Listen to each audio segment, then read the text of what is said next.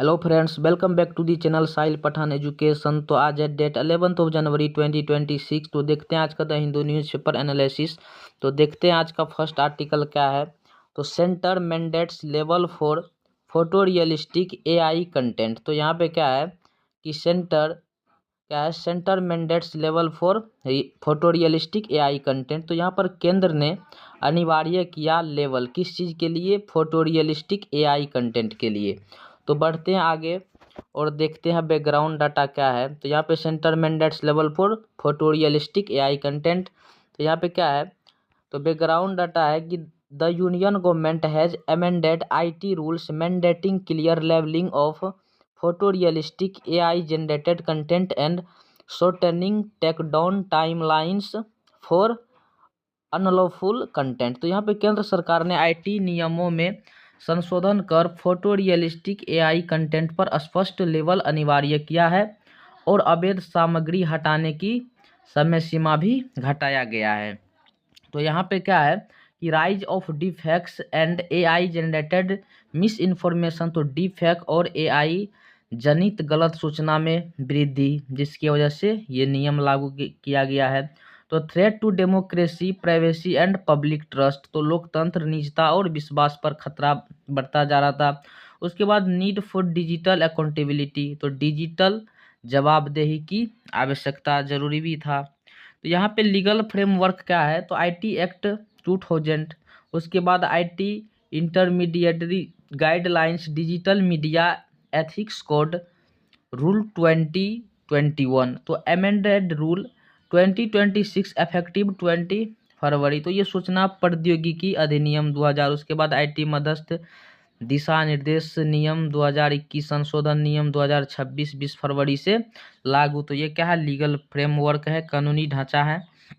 उसके बाद की प्रोविजन क्या है, तो मुख्य प्रावधान है कि mandatory labelling of photo realistic AI content. तो फोटो रियलिस्टिक एआई कंटेंट पर लेवल अनिवार्य है। उसके बाद synthetics media threat as information. तो सिंथेटिक मीडिया को सूचना माना जाएगा। उसके बाद platform must seek user disclosure. तो यूजर से एआई कंटेंट की घोषणा जरूरी। उसके बाद क्या है, loss of safe harbour on non compliance. तो नियम ना मानने पर सेफ हार्बर समाप्त कर दिया जाएगा।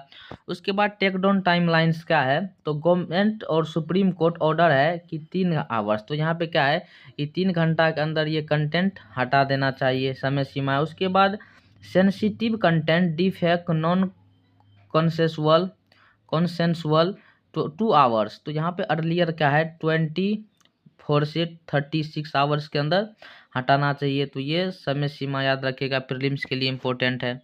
उसके बाद यहाँ पे क्या है, डिफिनेशन ऑफ सिंथेटिक्स मीडिया। तो सिंथेटिक्स मीडिया का डिफिनेशन क्या है देखते हैं। तो AI generated altered audio visual और audio visual content that appears real and indistinguishable from natural persons events. तो यहाँ पे एआई द्वारा निर्मित या बदला गया ऑडियो विजुअल कंटेंट जो वास्तविक जैसा प्रतीत होता है। उसके बाद व्हाट इज एक्सेप्टेड क्या है, तो यहाँ पे क्या है, मिनर ऑटोमेटिक कैमरा टच अप्स। उसके बाद बेसिक इमेज इन्हेंसमेंट। तो मोबाइल कैमरा के सामान्य ऑटो टचअप, ये सारे चीज़ के लिए छूट दिया गया। साधारण इमेज में सुधार के लिए छूट दिया गया है। उसके बाद इसका सिग्निफिकेंस क्या है, तो protect citizens from defect abuse. तो डिफेक्ट से नागरिक की सुरक्षा, इसके लिए प्रोटेस्ट है। उसके बाद enhance transparency in digital space. तो डिजिटल पारदर्शिता बढ़ेगी। उसके बाद स्ट्रेंथनेस प्लेटफॉर्म अकाउंटेबिलिटी, प्लेटफॉर्म की जवाबदेही मजबूत होगी। ये इसका सिग्निफिकेंस है, महत्व है।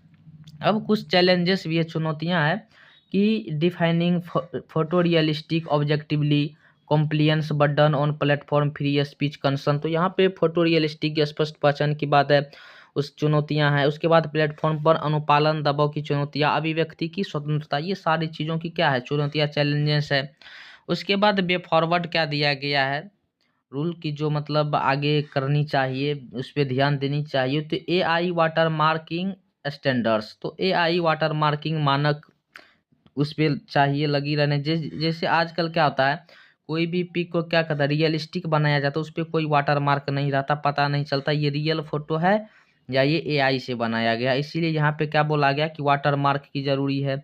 उसके बाद डिजिटल लिटरेसी कंपेन, उसके बाद डिजिटल साक्षरता की बात, उसके बाद इंडिपेंडेंट ओवर साइट मैकेनिज्म, तो स्वतंत्र नागरिक तंत्र की बात है, निगरानी तंत्र की बात है।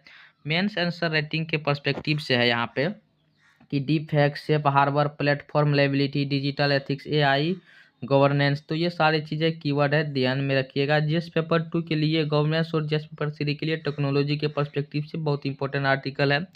उसके बाद यहाँ पे एक क्वेश्चन है, तो क्वेश्चन क्या है, हाल ही में संशोधित आईटी नियमों के अनुसार फोटो रियलिस्टिक एआई कंटेंट के संबंध में क्या अनिवार्य किया गया। तो यहाँ पे क्या अनिवार्य किया गया कि पूर्ण प्रतिबंध, सरकारी पूर्व अनुमोदन, उसके बाद स्पष्ट और प्रमुख लेवल केवल चुनाव अवधि में प्रतिबंध। तो यहाँ पे क्या किया कहा गया है कि स्पष्ट और प्रमुख लेबलिंग, पूर्ण रूप से प्रतिबंध की बात नहीं किया गया है।